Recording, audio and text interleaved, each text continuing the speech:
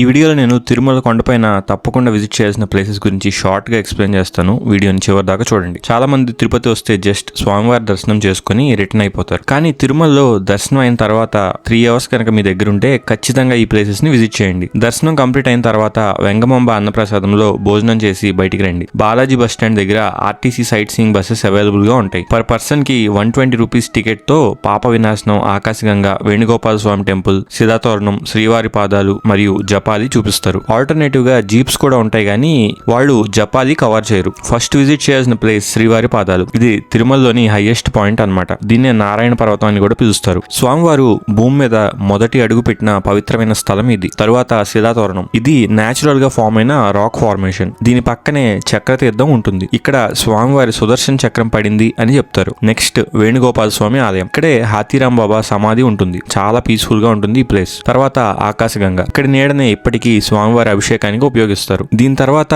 పాప వినాశనం. ఇక్కడ స్నానం చేస్తే పాపాలు నాశనం అవుతాయని భక్తుల నమ్మకం. పక్కనే పాప వినాశనం డ్యామ్ వ్యూ చాలా బ్యూటిఫుల్ గా కూడా ఉంటుంది. దీని తర్వాత జపాలి ఆంజనేయ స్వామి టెంపుల్ విజిట్ చేయండి. ఇక్కడ దగ్గర 1 kilometer నడుచుకుంటూ వెళ్ళాలి, కానీ ఎక్స్పీరియన్స్ అయితే చాలా బాగుంటుంది. ఈ ఆర్డర్ లో ప్లాన్ చేసుకుంటే తిరుమల కొండపైన ఉన్న ఇంపార్టెంట్ ప్లేసెస్ అన్ని ఒకే ట్రిప్ లో ఈజీగా కవర్ చేయొచ్చు. ఈ వీడియోని మీ ఫ్రెండ్స్ అండ్ ఫ్యామిలీకి షేర్ చేయడం మర్చిపోకండి.